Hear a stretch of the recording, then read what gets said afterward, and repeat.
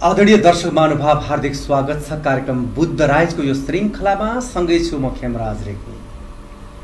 हामी यो कार्यक्रममा विभिन्न व्यक्तित्वसँग कुराकानी गर्छौँ। राजनीतिक, सामाजिक, शिक्षा, स्वास्थ्य हरेक विषय प्रसङ्गलाई जोडिने गर्छ र विशेष गरी शनिबारै यो श्रृङ्खलामा हामी अध्यात्मलाई अलि बढी जोड दिने गर्दै आएका छौँ। जीवनलाई जसरी हामी जिरहेका छौँ, जीवनको वास्तविक खोज के हो, जीवन जान्न नसक्दा, जीवन बुझ्न नसक्दा हामीले कति हैरानी बिहोर्नु परेको छ, यो हामीले बुझ्न जरुरी छ। वास्तविक जीवनको खोजी के हो? यो महामारीको अवस्थामा तनावरहित जीवन कसरी बाँच्न सकिन्छ? योग, ध्यान, साधनाले जीवनलाई सही मार्ग कसरी देखाउँछ? यी विविध सन्दर्भमा आजको प्रस्तुतिमा हामी अलि गहिराइमै रहेर कुराकानी गर्छौँ। एउटा वास्तविक सोच के हो भने हरेक मान्छे अध्यात्ममा लाग्यो, हरेक मान्छे मनैदेखि अध्यात्ममा लाग्यो भने समाजमा हत्या, हिंसा, बलात्कार जस्ता जघन्य अपराधहरू साँच्चै हटेर जान्छन्। एउटा स्वस्थ, समुन्नत, साँच्चै हामीले चाहे जस्तो, इच्छा जस्तो समाज बन्न सक्छ। त्यतातर्फ अब हामी सबैले सोच्नुपर्छ र त्यो बाटोतर्फ जानुपर्छ। आज हामी विशेष गरी जीवनका महत्त्वपूर्ण हिउँदहरू अध्यात्ममा अर्पण गर्नुभएका, बाल्य अवस्थादेखि नै जीवनलाई अध्यात्मको मार्गमा लगाएर अरूको जीवन बदल्नुपर्छ भनेर महत्त्वपूर्ण भूमिका निर्वाह गर्नुभएका यस्ता व्यक्तित्वलाई स्टुडियोमा निम्त्याएका छौँ। जो विशेष गरी ब्रह्मकुमारी ईश्वरीय विश्वविद्यालय नेपालका क्षेत्रीय प्रमुख ब्रह्मकुमारी राजयोगिनी शान्ति दिदी आज हामीसँग हुनुहुन्छ। आउनुहोस् यो कार्यक्रममा म उहाँलाई स्वागत गर्न चाहन्छु। यहाँलाई स्वागत छ। धन्यवाद। ओम शान्ति र सम्पूर्ण दर्शक तथा श्रोता महानुभावहरूलाई पनि ओम शान्तिको शीतल अभिवादन टक्राउन चाहन्छु। आराम हुनुहुन्छ? हजुर, आरामै छु। म आजभन्दा 15 वर्ष अगाडि यहाँलाई नजिकबाट निहालेर हेर्दा पनि उस्तै देख्थेँ, आज पनि उस्तै देख्छु। यति धेरै कान्ति, यति धेरै उत्साह र ऊर्जा तपाईको जीवनमा रहिरहनुको पछाडि ओम शान्ति नै हो, अथवा यो संस्थासँग जोडिएरै तपाईले यो प्राप्ति गर्नुभयो। म यहीँबाट आजको कार्यक्रम सुरुवात गर्न चाहन्छु। धन्यवाद। अवश्य पनि मलाई पनि त्यही नै लाग्छ कि अध्यात्म भन्ने कुरा यस्तो महत्त्वपूर्ण यो जीवनको लागि पाटो हो, हरेक मनुष्य आत्माको लागि। जुन अध्यात्मको जो अध्ययन हामीमा हुन्छ र त्यसको अभ्यास हामीले गर्न थाल्छौँ भने हरेक जीवनमा आउने आरोह अवरोहहरू, जो उतार चढावहरू हुन्छन्, विभिन्न प्रकारको आफ्नो सोचभन्दा बाहिरका परिस्थितिहरू पनि आउन सक्छन्। त्यसलाई सजिलो तरिकाले हाँसी हामीले पार गर्न सक्छौँ। त्यसको गलत परिणाम र त्यसको प्रभाव हाम्रो जीवनमा पर्दैन। हरेक पलमा हामीले हरेक सिनहरूलाई एउटा अवसरको रूपमा हामीले लिएर अगाडि बढिरहेका हुन्छौँ। र हाम्रो यसमा विशेष गरेर यो ब्रह्मकुमारी ईश्वरीय विश्वविद्यालयमा जुन आध्यात्मिक ज्ञानको अध्ययन गराइन्छ, यहाँनिर विशेष सङ्कल्पको महत्त्व हुन्छ कि सङ्कल्पलाई हामीले कसरी शुद्ध बनाउने, कुनै पनि प्रकारको व्यर्थको मिक्स मिलावट सङ्कल्पमा नहोस्। जब सङ्कल्पबाट नै हामीले त्यो शुद्धि अपनाउँछौँ र हरेक प्रतिको, व्यक्तिप्रतिको, परिवारप्रतिको, समाजप्रतिको, परिस्थितिप्रतिको हेर्ने दृष्टिकोण नै एकदमै शुद्ध हुन्छ, शुभ भावनाले युक्त हुन्छ र त्यसबाट लिने दृष्टि पनि, लिने तरिका, विधि पनि त्यो शुद्ध नै हुन्छ। त्यसैले होला जस्तो अब चेहरा हजुरले भन्नुभयो, त्यो यो एक त यहाँको हेर्ने दृष्टिकोण पनि यो अध्यात्मको प्रति र व्यक्तिको प्रति, त्यो पनि मैले त्यसरी पनि लिएँ। र अर्को अवश्य पनि म आफूलाई यसमा जुन अनुभव गरेर जुन सन्तुष्टि प्राप्त गरिरहेको छु, यो चाहिँ अवश्य पनि यसको बाटो जस्तो लाग्छ। अब अलिकति यो अध्यात्म भन्ने बित्तिकै स्वयंको अध्ययन भन्ने हजुर सर्वसाधारण नागरिकले पनि बुझ्छन्। हजुर। तर जति अध्यात्ममा खुसी र आनन्द र उत्साह छ भनेर हामी व्याख्या गर्छौँ नि, तर भौतिक संसारमा धन, दौलत, सम्पत्ति सारा कमाउनको लागि मान्छे दौडिरहन्छ। यो के का लागि? झट्ट हेर्दाखेरि भौतिकता, अब सबै कुरा नभइकन यो जीवन कहाँ चल्छ र भन्ने छ। आज यही दौडमा नै सबै मनुष्य आत्माहरू दौडिरहेका छन्, तर हामीले देखिरहेका छौँ आखिर यो भौतिकतालाई अँगालेर दौडिरहेको परिणाम के त? आज यो संसारलाई त हामीले देखिरहेका छौँ। आज हरेक व्यक्तिले अब आफ्नो यो शरीरको लागि आवश्यक चिज, एक त यो शरीर नै भौतिक 5 तत्त्वले बनेको छ, जल, वायु, अग्नि, आकाश, पृथ्वी। अब यसको निर्वाहको लागि आवश्यक चिज जो हो गर्नमा पनि व्यक्तिले आज यसरी व्यक्ति, वस्तु, पदार्थको जो सहारा लिइरहेको छ र विभिन्न प्रकारको आज विज्ञानले पनि विकास गर्दै गएर विभिन्न भौतिक हिसाबले सुख सुविधाको साधनहरू धेरै दिएको छ। हामी देख्छौँ हो यो आवश्यक हो यो जीवनको लागि, किन हामी हरेक मनुष्य आत्मा भौतिक र अध्यात्मको सङ्गम हो यो हाम्रो मनुष्य जीवन। त्यो पंच भौतिक तत्त्वले बनेको शरीर र यो शरीरलाई सञ्चालन गर्नेवाला फेरि आध्यात्मिक शक्ति छ, जसलाई हामीले प्राण भनौँ या आत्मा भनौँ या रूह भनौँ या कोही शक्ति भनौँ, चेतना भनौँ। त्यो दुईटाको सङ्गम हाम्रो यो मनुष्य जीवन हो। यसको लागि भौतिक चिजको पनि आवश्यक जरुर पर्छ यो भौतिक शरीरको लागि, तर जसलाई सञ्चालन गर्नेवाला जो आत्मा छ यसको लागि पनि त हामीलाई आध्यात्मिक चिजको आवश्यक पर्छ। र आध्यात्मिकतालाई हामीले अलिकता पर राख्यौँ र भौतिकतालाई बढी अँगाल्यौँ, किन यो आँखाले झट्ट देखिन्छ र तुरुन्त प्राप्तिको फिलिङ हुन्छ भौतिकतामा, तुरुन्त सुख सुविधाको आनन्दको फिलिङ हुन्छ। तर भौतिकताको प्राप्ति भनेको अल्पकालीन छ र अध्यात्मको प्राप्ति भनेको सदाकालीन हुन्छ, लङ टाइम, लामो समयको लागि हुन्छ। र प्राप्तिको लागि पनि केही धैर्य गर्नुपर्ने आवश्यकता हुन्छ, कुर्नुपर्छ हामीले, तर त्यसको प्राप्ति अनन्तगतता लास्टमा हामीलाई यति निश्चिन्त जीवन हुन्छ जुन जीवनमा पश्चाताप भन्ने कुरा हुँदैन। भौतिकतामा के हुन्छ, केही कुरा अगाडि बढेपछि पश्चाताप पनि हुनसक्छ। आज संसारको यो अवस्था, यो सबै मनुष्य आत्माको अन्तर मनबाट निक्लेको दुःखभरी प्रस्तुति, एक अर्काप्रतिको यो दोषारोपण जो हामीले देखिरहेका छौँ नि, खिचातानी, यो बदलाको भावना, यो हत्या, हिंसा, यी सबै आखिर के हुन् त भन्दा हामीले आध्यात्मिकतालाई पर सार्यौँ, आध्यात्मिक ज्ञानको अभ्यास गरेनौँ, आत्म उन्नति गर्नतर्फ लागेनौँ र शरीरको लागि मात्रै सबै कुरा परिपूर्ति गर्दै गयौँ। त यसको परिणाम यो हो आज। यदि हामीले भौतिक शरीरलाई सञ्चालन गर्नेवाला म वास्तवमा आत्मा हुँ भनेर स्वयंको सत्य पहिचानको साथसाथमा त्यो स्वयंको गुण, कर्तव्य र मभित्र जो स्वयंभित्र विद्यमान शक्तिहरूलाई पनि चिन्न सकेको भए र त्यसलाई पनि प्रयोग गर्दै र त्यसलाई पनि फलीभूत बनाउने प्रयास गर्दै गएको भए सायद आजको यो परिस्थिति पनि सिर्जना हुन्थेन होला। अब एउटा प्रसङ्ग दिदी म तपाईँकै जीवनसँग जोडिएर प्रश्न गर्न चाहन्छु। हजुर। तपाईँ गाउँमा हुर्केको एउटा चेली हो, छोरी हो। हजुर। त्यहाँको माटो ढुङ्गासँग लडीबुडी खेल्दै तपाईँले बाल्य अवस्था गुजार्नुभयो, तर आज तपाईँ श्वेत वस्त्रमा हुनुहुन्छ। त्यो एउटा चेली आफ्नो जीवनलाई अर्कै ढङ्गबाट लिएर गृहस्थ जीवनमा जोडिएर नयाँ संसारमा जानुपर्छ भन्ने कतिपय मान्यता राख्छन्।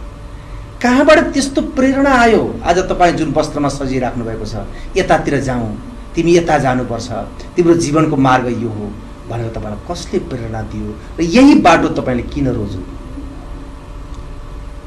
म बचपनबाट नै मलाई यस्तो लाग्थ्यो कि जब म अलिकति बुझ्ने भएँ पढाइको क्रममा कि समाजलाई के दिनुपर्छ भन्ने एक प्रकारको भाव ममा उत्पन्न भइरहेको थियो। र हाम्रो यो परिवार जो ब्राह्मण फ्यामिली, आध्यात्मिक र धार्मिक वातावरण त घरमा छँदै नै थियो। साथसाथै मेरो जो रिलेटिभहरू जो पोखरामा हुनुहुन्थ्यो, मेरो आमाको दिदीबहिनीहरू यो ब्रह्मकुमारी संस्थासँग जोडिएर यसमा चलिरहनु भएको थियो र आउने जाने क्रममा स्वतै यसको प्रभाव ममा त पर्ने नै भयो। र कुनै पनि कुराहरू कस्तो हुने रहेछ भन्दा बिउ छ तर धरती त्यही प्रकारको फलीभूत हुन सक्ने उर्वरा भूमि त्यो छैन भने पनि बिउ त्यति उम्रिनको लागि, त्यसले फल दिनको लागि गाह्रो हुन्छ। जमिन ठिक छ तर बिउ भएन भने हुँदैन। मेरो जीवनमा यस्तै भयो, जो मेरो अन्तर्मनको भावना र जब म यो ब्रह्मकुमारी संस्थासँग जोडिन पुगेँ मेरो रिलेटिभहरूको माध्यमले र जोडिने बित्तिकै मलाई यो ठाउँमा पाइला राख्ने बित्तिकै म फर्स्ट ब्रह्मकुमारी ईश्वरीय विश्वविद्यालयको भवन पोखरामा त्यति बेला भाडामा थियो, नयाँ बजार भन्ने ठाउँमा। र त्यहाँ मलाई आउने बित्तिकै र त्यहाँको त्यहाँको दिदीबहिनीहरूको चेहरा, त्यहाँको एउटा पवित्रतापूर्ण त्यो वातावरण र यो सेवा भाव त्यसले मलाई एकदमै छोयो र मलाई लाग्यो कि यही नै एउटा यस्तो स्थान हो जहाँबाट मैले समाजलाई केही दिन सक्छु। र यो पवित्र जीवन नै मेरो लागि एउटा यस्तो महत्त्वपूर्ण पक्ष बन्न गयो कि यही पवित्रताको माध्यमले नै आज मैले समाजलाई केही दिनु छ। हो, यहाँले भने जस्तै हाम्रो परिवारमा सहजै त्यति सजिलो त अवश्य पनि थिएन, तर मेरो लागि मेरो आमाको एकदमै सपोर्ट, किनकि आमाको पनि यो संस्थाप्रति झुकाव थियो। त आमाको सँगसँगै हामी डोरिरहेका थियौँ, त्यस कारण त्यति साह्रै विरोध गर्ने पनि थिएन। तर पनि हाम्रो अब त्यो समाजमा आफ्नो रिलेटिभहरू जो हुनुहुन्थ्यो, अब बुवाहरू, काकाहरू, अब दाजुहरू, दिदीबहिनीहरू जो हुनुहुन्थ्यो, उहाँको सहजै स्वीकार त थिएन मेरो लागि, उहाँले अनुमति दिने अवस्था त थिएन।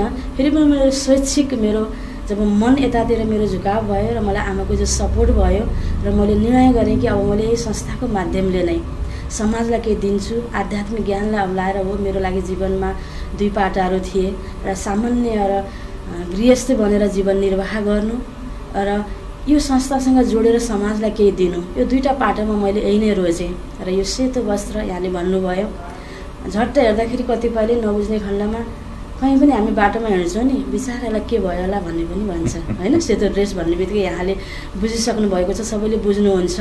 तर यो संस्थाको हाम्रो ड्रेस हो एउटा।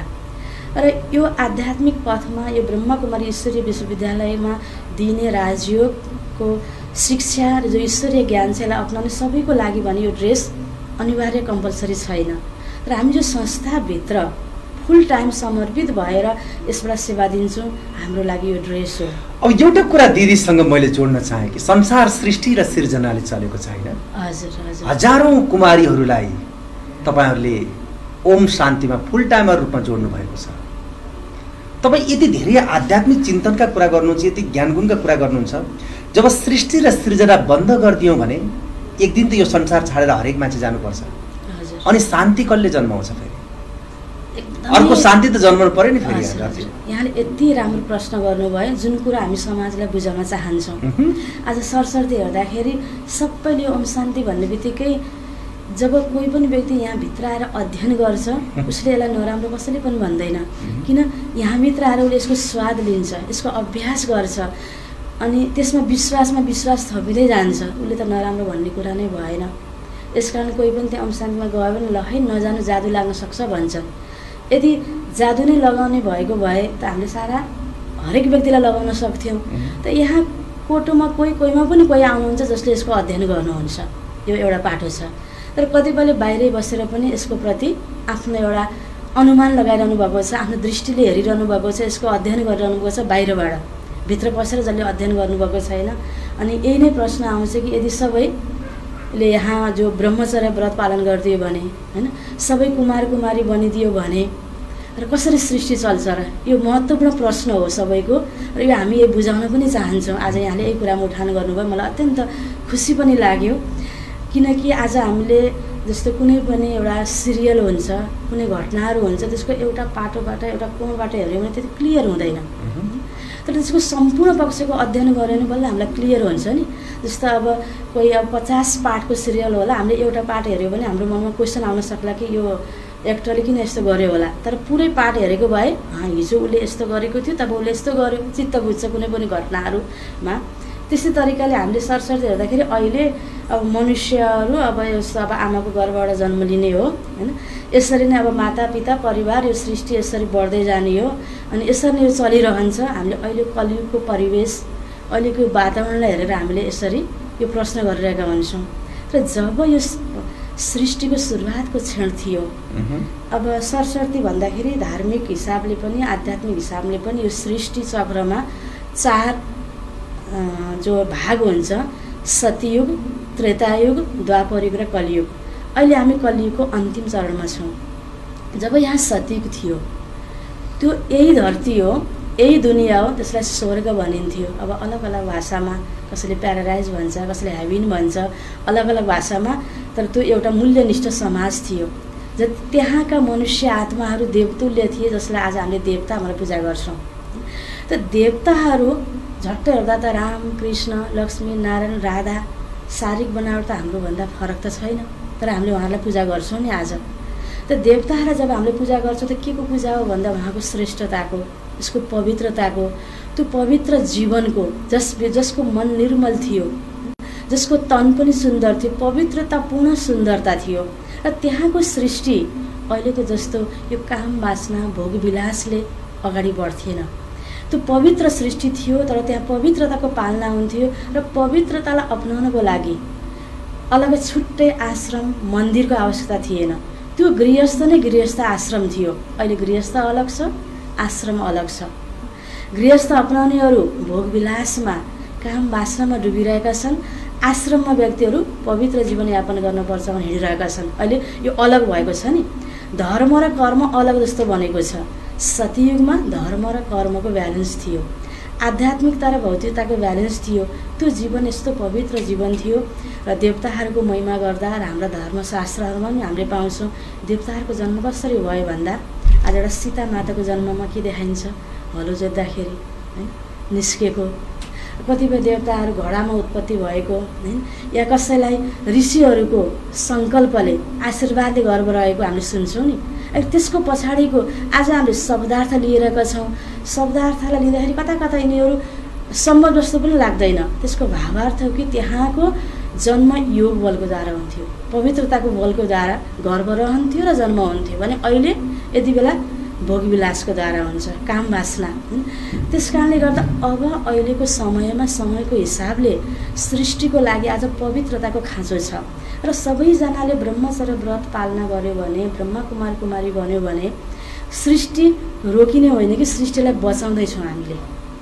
जसरी एउटा बगैँचा हुन्छ नि, जब त्यहाँ सबै प्रकारको बिरुवाहरू हामीले रोप्छौँ, फलफुलका बिरुवाहरू, जब बिस्तारै बिस्तारै समय बित्दै जान्छ, अब त्यो बिरुवाले फलफुल दिँदै गयो अनि त्यो झाडहरू पनि जब बुढो हुँदै जान्छ, पुरानो हुँदै जान्छ त हामीले फेरि त्यसलाई सफाइ गरेर नयाँ बिरुवा त अवश्य लगाउँछौँ, काटछाँट गर्छौँ, कलमी तयार पार्छौँ या नयाँ बिरुवा ल्याएर रोप्छौँ।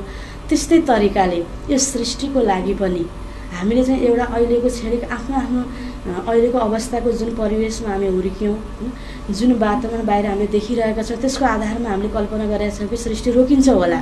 तर रियलमा अब सृष्टिलाई बचाउनको लागि पवित्र आत्माहरूको खाँचो छ। यो कुरा परमात्मा, यो सृष्टिको जो क्रिएटर हो, डाइरेक्टर हो, सृष्टि रूपी ड्रामाको, उसलाई त सम्पूर्ण ज्ञान छ। हामी त एक्टर भएर एक्ट गर्दै आएका छौँ।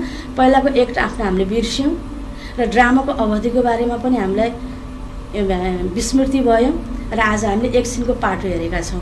त्यो परम शक्ति परमात्मा, जसलाई हामीले प्यारसँग शिव बाबा भन्छौँ, त्यो लाइट ज्योतिबिन्दु परमात्मा सृष्टिको डाइरेक्टर क्रिएटर उहाँ हुनुहुन्छ र मुख्य एक्टर पनि हुनुहुन्छ, जो चाहिँ यो कलियुगको अन्तिम चरणमा यही ज्ञान दिन आउनुहुन्छ कि अब सृष्टि अन्तिम चरणमा भनिरहँदाखेरि यहाँकै बीचमा म कुराकानी रोक्छु। तपाईँ यो शब्द बाणी बोलिरहँदाखेरि सृष्टि अब बीच बीचको मिलनबाट होइन, अध्यात्मको गहिराईमा पुगेर पनि सृष्टि हुन सक्छ भन्ने यो अभिव्यक्ति दिइरहँदाखेरि भौतिक दलदलमा फसेको विज्ञानलाई चमत्कार सम्झनेहरू यसलाई विश्वास मान्छन्।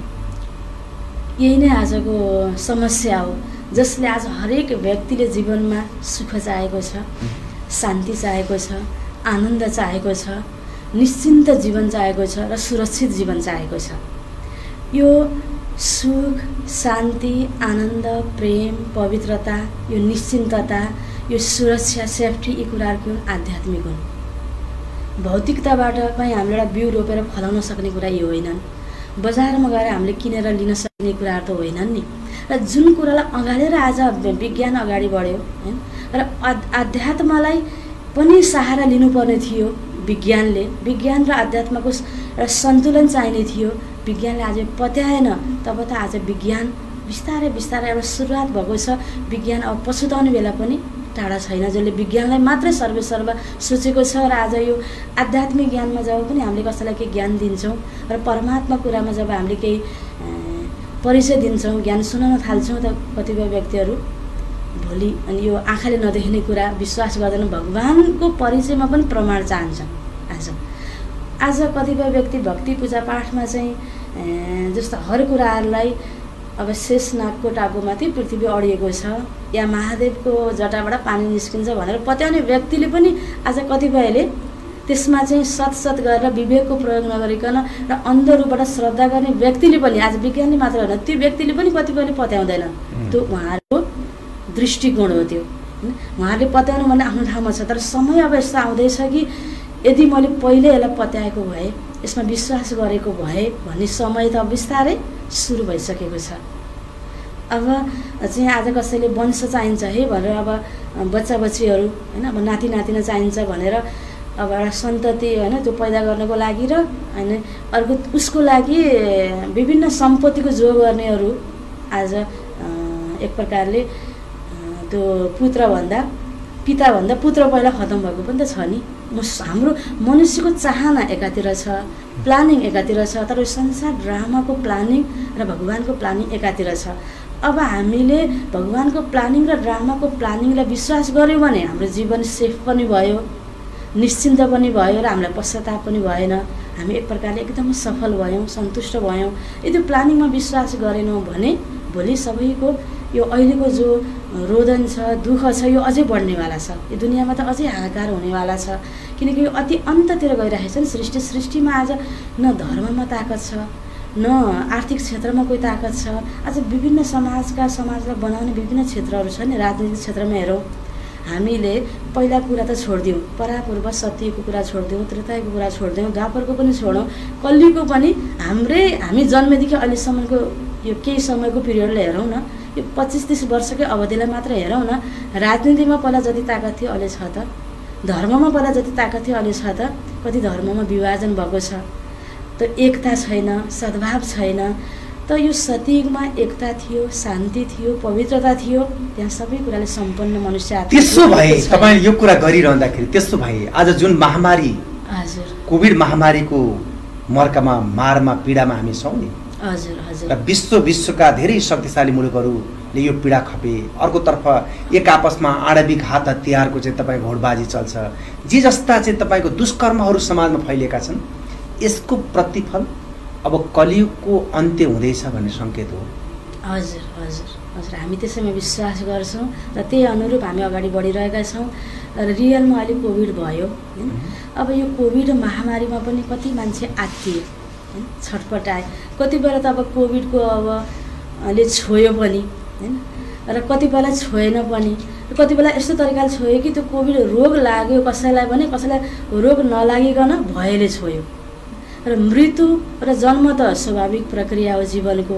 तर आज के भयो भन्दा कोभिड आयो रे भनेर कोभिडको लहरले, कोभिड नआउँदै पनि कतिपय मान्छे आत्तिए, र आत्तिएर पनि कतिपयले सुसाइड पनि गरे, कतिपय त्यसरी मृत्युको मुखमा पुगे भने कति बेला कोभिडले छोयो। अब रोग भन्ने कुरा त त्यही अघि मैले भने, जब संसारमा यसरी विकृति विसङ्गति बढ्दै जान्छ, मेन कुरा पवित्रता जब लोप भयो, काम, क्रोध, लोभ, मोह, अहङ्कारी हबी हुँदै गयो। जस्तो कहीँ पनि हामी हेर्छौँ नि, फोहोर भयो भने त्यहाँ झिँगा त उत्पत्ति हुन्छै हुन्छ। अब लामखुट्टेहरू उत्पत्ति हुन्छ। आज फल पनि हेरौँ न, रुखमा फलिरहेको राम्रो फल, त्यो भित्र किरा भएको हुन्छ। वातावरण प्रदूषित हुने बित्तिकै, नकारात्मकता बढ्ने बित्तिकै, यो विश्व विकारहरू बढ्ने बित्तिकै यो सबै कुराहरू त अटोमेटिक रोग व्याधिहरू त बढ्छै बढ्छ। र मनुष्यको मन कमजोर भयो, मनुष्यले लिने सहाराहरूमा ताकत भएन। जुन कुराको सहाराले मनुष्य आत्मा आज अगाडि बढिरहेको छ, विभिन्न क्षेत्रबाट, व्यक्तिको, वस्तुको, या आफू लागेको संस्थाहरूको, या धनको सहारा भनौँ, या कोही व्यक्तिको सहारा, जुन सहाराहरू नै सबै कमजोर भएपछि त व्यक्ति त ढल्ने नै भयो। यो त कलिको त अन्तिम चरण त सरसर्ती यो आध्यात्मले भनिरहनु भन्दा पनि, हामीले भनिरहनु भन्दा पनि मान्छे देखेपछि के हुन्छ, एकछिन आज व्यक्तिलाई अलिकति महामारी बढ्छ, जब समस्याहरू बढ्छ, यो प्राकृतिक प्रकोपहरू पनि जब बढ्छ नि, शमशानी वैराग्य आउँछ कि एकछिन हो साँच्चै आखिर मरेर लाग्नु के रहेछ र यो आखिर मर्ने रहेछ। एकछिन त मान्छेलाई त आइरहेको पनि छ, अनि अलिकति समाधान हुन्छ नि, फेरि हल्का हुन्छ नि। जस्तो अहिले कोभिडको लहर बिस्तारै हल्का हुँदैछ, अनि फेरि त्यही नै सर्वेसर्वा। त्यो मनुष्य आत्माले त्यो दूरदर्शी भएर आज सोचिरहेको छैन, क्षणिक जता प्राप्ति भइरहेको छ त्यतै मान्छे लागि पनि रहेको छ। र अध्यात्मलाई यदि मनुष्यले सुन्ने हो भने, अध्यात्मको आवाजलाई पनि मनुष्य आत्माले सुन्ने भने, यो नै कि भौतिकता चाहिँदैन हामीले पनि भन्दैनौँ, ब्यालेन्स जीवनमा जरुर चाहिन्छ। भौतिकतालाई पनि अगाल्नुपर्छ, तर आध्यात्मलाई छोडेर होइन। हामी हतारमा जस्तो कहीँ जानु छ, जस्तो आज म बुटोलबाट यहाँ आउँदै थिएँ, अब आउने बेलामा अब पुग्नु छ त मलाई यहाँ भनेर मैले यतिकै गाडी लिएर दगुर्दै आएँ भने, र मैले गाडीमा पेट्रोल छ कि छैन हेरिनँ भने के हुन्छ, अनि बाटोमा फेरि पेट्रोल पम्प छैन, फेरि फर्केर खोजेर गर्दा अझै ढिलो हुन्छ नि। तर मैले पहिल्यै चेकिङ गर्न सकेर आएँ भने त टाइममा आउनु पुग्छ। जस्तै जीवनको यो भागदौडमा आज मान्छेले आध्यात्मलाई छोडेर छिटो छिटो प्राप्ति गर्न चाहेर जो अगाडि बढेको छ, हतारमा आध्यात्मिक ज्ञान सुन्ने विश्वासको त कुरै छोडौँ, फुर्सदै छैन भन्नुहुन्छ कतिपयले। तर जब त्यसपछि आउने समस्या जब यसरी उत्पत्ति हुन्छ नि, अब समस्या समाधान भन्दा पनि समस्या कहाँबाट आयो, अब त्यसको कारण खोजेर त्यसैमा मान्छे रुमल्लिरहेको छ। आज समस्याको समाधान त अध्यात्ममा छ, तर पनि आज यो समस्यामा आज मान्छे आत्तिएको छ, छटपटाएको छ। तर हामीलाई आज के भएको छ, यो समस्या एउटा अवसरको रूपमा हामीले लिएका छौँ। आज हामी निश्चिन्त छौँ। अब कोभिडमा अब कुनै पनि समस्या भनेको समस्याको बारेमा बढी चिन्तन गऱ्यो भने समस्याले तनावको रूप लिन्छ।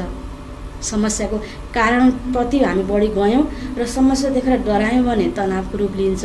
तर समस्या त आउँछ जान्छ, परिस्थिति त आउँछ जान्छ, र यसलाई हामीले अवसरको रूपमा लिएका छौँ। किनकि यो हाम्रो हातमा छैन, यो प्राकृतिक प्रकोपहरू, यो महामारीहरू हाम्रो हातमा छैन।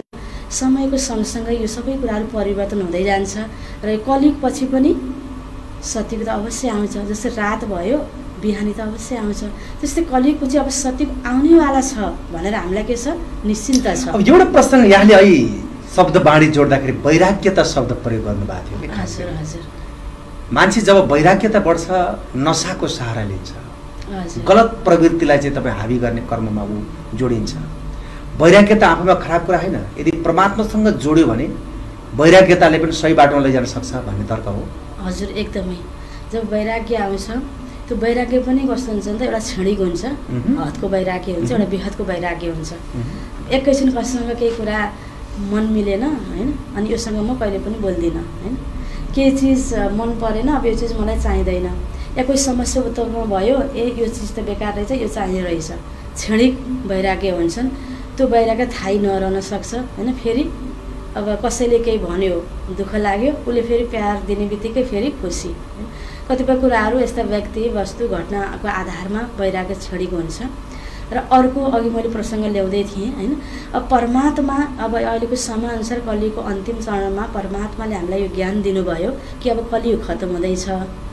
अब जसरी दिन रातपछि दिन आउँछ त्यस्तै कलियुगपछि सत्ययुग अवश्य आउँछ। यो जानकारी हामीलाई दिएको हुनाले हामीलाई के भयो भन्दा प्राप्ति हुँदाहुँदै पनि वैराग्य भयो। कसैलाई अप्राप्तिमा वैराग्य हुन्छ। हामीलाई संसारको सबै कुराहरू जस्तो व्यक्तिको प्यार पालना, हरेक चिजहरूको साधनहरूको सुख सुविधा सबै हुँदाहुँदै पनि हामीले के गर्यौँ, त्याग्यौँ। मनबाट वैराग्य जस्तो त एउटा ब्यालेन्समा राखेर वैराग्य प्रयोग पनि गरिरहेका छौँ, तर त्यसमा हाम्रो आसक्त छैन, लगाव छैन। हामीले साधनको प्रयोग गरिरहेका छौँ। अहिले यहीँ पनि अब हजुर हामी यो कुराकानी गरिरहेका छौँ, सबैले आवाज सुनिरहनु भएको छ। हाम्रो आध्यात्मिक ज्ञानलाई पनि यिनै साधनको माध्यमले हामीले सबैलाई दिन पाइरहेका छौँ। यो खुसीको कुरा हो। प्रयोग गर्नुपर्छ साधनलाई, तर त्यस्तो प्रकारले साधन चाहिँदैन पनि होइन।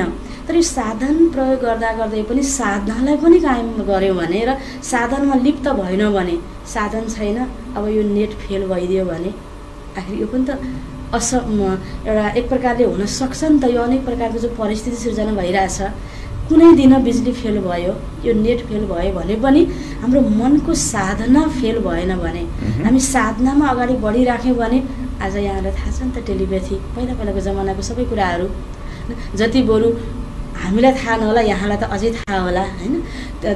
मनको सङ्कल्प, कोही व्यक्ति जब भेट हुन्छ नि, मैले तपाईँलाई हिजो सम्झिरहेको थिएँ आज आउनुभयो भनिन्छ नि, आखिर के हो त, मनको आवाज पुग्यो नि, त्यसले पनि काम गर्छ। त्यो जमाना सतीको जमाना थियो, त्रेताको जमाना थियो, पहिला हाम्रा बुबाहरू हजुरबाहरूले बताउने जमाना थियो नि त्यो। अब आज के छ, साधनको हामी बढी साधन बिना त हाम्रो जीवनै चल्दैन जस्तो गरेर हामी लाग्यौँ। त्यो होइन, साधन पनि प्रयोग गर्न ठिक छ, समयले विज्ञानले हामीलाई यो दिएको छ, प्रविधिको प्रयोग गरौँ, तर यही नै सबै कुरा होइन। र हामीले आत्मा भौतिकताभन्दा पनि पर केही छ है, यसलाई बिर्सन हुँदैन भनेर त्यसलाई हामीले एकदमै त्यही स्थितिमा स्थित भएर हामी अगाडि बढ्नुपर्छ। र यो एक प्रकारले नलेज हो। यो वैराग्य भन्दा पनि जस्तो कहीँ हामीलाई जानु छ, अब बाहिर जानु छ, अब हामीलाई कोही गाडीको टिकट छैन, ट्रेनको यात्रा गर्नु छ या फ्लाइटमा हामी जानु छ, टिकट छैन भने कसरी जाने, एकछिन हामीलाई के हुन्छ, छटपटाहट हुन्छ, टेन्सन हुन्छ, कसरी जाने। टिकट फिक्स छ बुक छ भने हामी जाने हो फलानु गाडीको यसरी चढेर जाने हो निश्चिन्त हुन्छ नि। त्यस्तै हामीलाई के भयो भन्दा यो सृष्टि ड्रामाको ज्ञान भएको कारणले नलेजको कारणले निश्चिन्तता भयो र परमात्मा र हाम्रो सत्कर्म र समयको सँगै हामी चलेको हुनाले हामीलाई निश्चिन्त भयो। भोलि के होला, यो कोभिड भयो अब के हुन्छ आत्तिनु परेन। यो कोभिड एउटा रूप हो, भोलि अर्को रूपले आउन सक्छ, परिस्थिति भोलि अर्को रूपले आउन सक्छ। जुन रूपबाट आए पनि हामी के हुनु पर्यो, त्यसलाई चाहिँ मानसिक रूपबाट हामी प्रिपेयर हुनु पर्यो। जस्तो अब घरमा कसैको मृत्यु हुनेवाला छ, लामो समयबाट बिस्तारामा हुनुहुन्छ, तर मेरो एकदमै निकटतम सम्बन्धी हो भने अचानक उसको मृत्यु भयो भने हामीलाई चिन्ता हुन्छ। तर 1-2 महिना बिस्तारामा हुनुहुन्छ, उहाँ एकदम बेड रेस्ट ठिक भएको छैन, धेरै उपचार गऱ्यौँ, तर मनबाट हामी अब उहाँ जानुहुन्छ भनेर मानसिक प्रिपेयर भएको हुन्छ नि, उहाँको मृत्युमा हामीलाई त्यति दुःख लाग्दैन नि जति अचानक हिँड्दो डुल्दो जल्दो बल्दो व्यक्ति गयो भने चिन्ता हुन्छ। त्यस्तै यो परिस्थितिप्रति चाहिँ हाम्रो के छ भन्दा त्यही भइराखेको अर्को परिभाषा, हामी मानसिक रूपबाट प्रिपेयर भइरहेको कारणले गर्दा परिस्थितिको प्रभाव त्यति हामीलाई हुँदैन र यो परिस्थितिमा पनि हामी खुसी नै भएर अगाडि बढिरहेको छौँ। एउटा प्रसङ्ग खास गरी मन्दिर जान्छ मानिस, मस्जिद जान्छ, हजुर, चर्च जान्छ, हजुर, वास्तविक मन्दिर मस्जिद र चर्च कहाँ छ खास? यो चाहिँ खास के भन्दा भन्नमा त यो मन चङ्गा भयो भने होइन घरमै गङ्गा भनिन्छ होइन, यो मनको कुरा हो। तर यो मन्दिर मस्जिद चर्च भन्दा पनि यो आध्यात्मिक ज्ञानको यो पुरा जो अध्ययन हाम्रो संस्थामा गराइन्छ नि, यसको डिटेलमा मैले भन्न लाग्यो भने अत्यन्त लामो हुन्छ।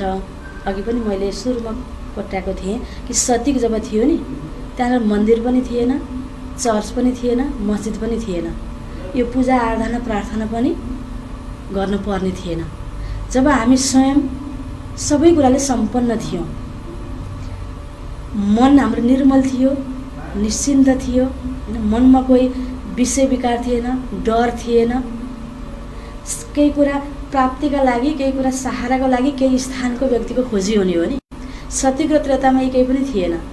द्वापर युग जब सुरु भयो, हाम्रो मनभित्र जब विषय विकारले ठाउँ लिन थाल्यो, अनि के भयो भन्दा हामीले गलत कर्म गर्न थाल्यौँ। मनमा लोभ पैदा भयो भने के हुन्छ, हामीले चोर्न थाल्छौँ होइन, अलिकति धेरै जो गर्न थाल्छौँ, कसैलाई ढाँट्न थाल्छौँ, त्यो त लोभले ल्याउँछ नि यस्तो कुराहरू। त्यस्तै अब कामुकता भइदियो भने मान्छेले अब व्यक्तिको एउटा शारीरिक आकर्षणमा आएर होइन, आज यस्तै प्रकारको बलात्कारका केसहरू भइरहेको छ होइन, हिंसा भइरहेको छ। यसरी यी कुराहरू जब उत्पत्ति भयो नि, अनि के भयो भन्दा यो संसार ड्रामामा अघि मैले क्रिएटर डाइरेक्टर र एक्टरको कुरा गरेँ, परमात्मा डाइरेक्टर हुनुभयो, क्रिएटर पनि हुनुभयो र मुख्य एक्टर पनि हुनुभयो, जो अहिले कलियुगको अन्त्यमा अहिले आउनुभएको छ आध्यात्मिक ज्ञान दिनको लागि, जसले ब्रह्मतनको आधार लिएर यो आध्यात्मिक ज्ञान सुनाइरहनु भएको छ। त उहाँले जब सुनाउन थाल्नुभयो अनि ब्रह्मकुमारी ईश्वरीय विश्वविद्यालयको स्थापना भयो। र अर्कोतिर जब परमात्मा आउनुभन्दा पूर्व जस्तो अब केही समस्या भयो भने, मानौँ यो घरमा अब केही कुराहरू फोहोर हुन थाल्यो भने व्यक्तिले हामीले अब सफाइ गर्छौँ, आफ्नो घरमा अलिअलि केही टाल टुल लिपपोत गर्छौँ, तर सारा नै पुरानो भयो भने हामीले के गर्छौँ, ठेकेदार खोज्छौँ र अर्को नयाँ घर बनाउनु पर्ने हुन्छ। केही प्रयास त पहिला हामी आफैले गर्छौँ। त्यस्तै तरिकाले संसार पनि जब बिग्रिन थाल्यो, बिग्रिनुको सुरुवात भयो, अनि विभिन्न धर्मपिताहरूले आफ्नो विशेष भूमिका निर्वाह गर्नको लागि उहाँको त्यो रोल थियो, आउनुभयो, विभिन्न धर्मको स्थापना गर्नुभयो। यो धर्मको विभाजन, यो धर्मको स्थापना द्वापरबाट भयो। मुख्य रूपबाट अब हिन्दू मुस्लिम होइन, यसरी सिख इसाई यसरी हुँदाहुँदै अहिले चाहिँ अनगिनत धर्महरू छन्। भन्दा हिन्दू भने पनि हिन्दूभित्र पनि अनेक शाखाहरू छन्। यसरी यो धर्म स्थापना हुँदै गयो, अनि मन्दिर मस्जिद चर्चहरू बने। यसमा पनि पछाडि कारण के छ भन्दा केही त मान्छेलाई गाइडलाइन दिनको लागि, बाटो देखाउने केही यस्तो सङ्गठन, केही समूह त चाहियो नि, त्यसमा ती बने र जहाँ जसको आस्था हुन्छ त्यहाँ गएर आफूलाई सुधार्न सकिन्छ। स्कुल छ, गएर पढेर हामीले केही पढाइ हासिल गर्छौँ। जस्तै यहाँ अहिले यो होइन, अब यो टेलिभिजन होइन, बुद्ध टेलिभिजन जसबाट हामीले आवाज दिन पायौँ नि, यो त यिनै स्थान हुन् हो, त्यो जानुपर्छ। तर त्यहाँ गएर केही ग्रहण गरेर आफ्नो मनलाई परिवर्तन पनि गर्नुपर्छ। अब यदि त्यहाँ गएर परिवर्तन गर्न सकिएन भने त फेरि न मन्दिरको काम भयो, न मस्जिदको काम भयो, न चर्चको काम भयो। त्यहाँबाट प्राप्त गाइडलाइनलाई हामीले फेरि लिएर ग्रहण गरेर प्र्याक्टिकलमा गर्नुपर्छ। अनि बल्ल हाम्रो मन के भयो त चङ्गा भयो। गङ्गा छ अनि नुहाउँछौँ अनि बल्ल चङ्गा हुने भयो नि। अब एउटा प्रसङ्ग तपाईहरू जसरी यो संस्थाभित्र अथवा ब्रह्मकुमारी विश्वविद्यालयभित्र ईश्वरी विश्वविद्यालयभित्र जोडिएर काम गरिराख्नु भएको छ, अहिलेको तलसम्म आइपुग्दाखेरि मानिसहरूमा परिवर्तन कतिको देख्नुभयो? मैले खास गरी के बुझ्न खोजेको भने हिजोको दिनको पछुतो गरेर छैन र भोलिको दिनको वास्तवमा कसैले भन्न सक्दैन आजको दिन कसरी जिउने यो विश्वविद्यालयमा तपाईँले लिएको ज्ञान आम नागरिकलाई कसरी दिनुहुन्छ? एकदमै राम्रो प्रश्न। किनकि अब कुनै पनि भनिन्छ नि वर्तमानमा हामी रमाउनुपर्छ। अब बाहिर पनि भन्ने भनाइ छ पास्ट पहिला त बित्यो, त्यो त बितेर गइहाल्यो भूतकाल त, भोलिको अब कसैले देखेछ र पनि भन्छन् व्यक्तिहरूले। त वर्तमानमा जे कुरा हामीले पाइरहेका छौँ यसलाई हामीले सजिलै यो ज्ञानले हामीलाई के सिकाइरहेको छ भन्दा सजिलै एक्सेप्ट गरौँ। जस्तो सामान्य जस्तो अब मलाई सामान्य अब सेवाकै हिसाबले भन्दा पनि अब मलाई केही कर्म सेवा छ, मलाई कहीँ सफाइ नै गर्ने ड्युटी प्राप्त भयो भने पनि रमाइरमा मैले झाडु लगाऊँ हैन, त्यसमा जीवनको आनन्द छ। मलाई अब ठुलो स्टेजमा मासमा गएर भाषण गर्ने चान्स प्राप्त भयो, त्यहाँ पनि मैले खुसीले मैले केही दिनको लागि मेरो मनभित्र जे छ हैन निश्चिन्त भएर जति मैले अब कतिपय कुराहरू यस्तो हुन्छ जति बुझेको सबै कुरा व्यक्त गर्न पर्छ र गर्न सकिन्छ भन्ने छैन। जति त्यहाँनिर दिन आवश्यक जस्तो लाग्छ र जो सकिन्छ त्यो मैले खुसीले रमाइदिउँ। मैले यो होइन त्यो पाएको भए, त्यो भएको भए हैन। झाडु लगाउनेले मैले भाषण गर्न पाएको भए, भाषण गर्ने बरु झाडु लगाउनै सजिलो भनेर सोच्ने होइन। त्यस्तै अब हामीले जीवनमा पनि आफ्नो रोल छ, हरेक व्यक्तिको फिक्स रोल छ। त्यही भएर त भनिन्छ नि भावीले लेखेको भनेर भनिन्छ, बाहिर भाग्य भनिन्छ र भाग्य पनि हुन्छ र भाग्य सँगसँगै कर्म, यो दुईटा चाहिँ ब्यालेन्स राख्नुपर्छ भनेर परमात्माले हामीलाई यहाँ शिक्षा दिनुभएको छ।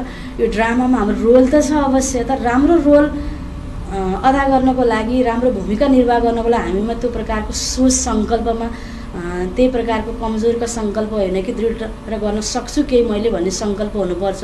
यो दुईटाको ब्यालेन्स हामीले अवश्य राख्नुपर्छ र त्यसलाई कुनै पनि कुराहरू ग्रहण गरेपछि, शिक्षालाई ग्रहण गरेपछि जसले यसलाई मनन गर्यो, पहिला त जान्नु पर्यो, जानेपछि त्यसलाई मान्नु पर्यो, एक्सेप्ट गर्नु पर्यो। पहिला नलेज, त्यो नलेजलाई फेरि एक्सेप्ट गर्ने, एक्सेप्ट गरेर फेरि कर्ममा हामीले प्रयोग गर्दै गयौँ भने यो ज्ञानले परिवर्तन त यस्तो प्रकारको परिवर्तन अब यहाँलाई जस्तो अब आज हामीले हेरौँ हाम्रो यो ईश्वरीय विश्वविद्यालयको अन्तर्राष्ट्रिय मुख्य प्रशासिका जो हुनुहुन्थ्यो, यो पूर्व पहिलेको प्रशासिका जो डाक्टर रतनमणि दादी हुनुहुन्छ, उहाँभन्दा पहिला डाक्टर जो गुलजार, उहाँभन्दा पनि पहिला जानकी दादी हुनुहुन्थ्यो, 104 वर्षको हुनुहुन्थ्यो। हरेक दादीहरूलाई हामीले हेरौँ त्यो उमेरमा पनि उत्तिकै एक्टिभ, उत्तिकै सेवाभाव र उही प्रकारको निश्चिन्तता जीवनमा कोही पनि व्यक्ति यो संस्थामा आएको छ आजसम्म आइसकेको व्यक्तिलाई पश्चाताप छैन, जसले यसलाई राम्रोसँग अध्ययन गरेर जीवनमा एप्लाई गर्नेको प्रयास गरेको छ। त यस्तो प्रकारको परिवर्तन आएको छ कि अघि मैले भने नि कुनै पनि परिस्थितिमा विचलित हुँदैन।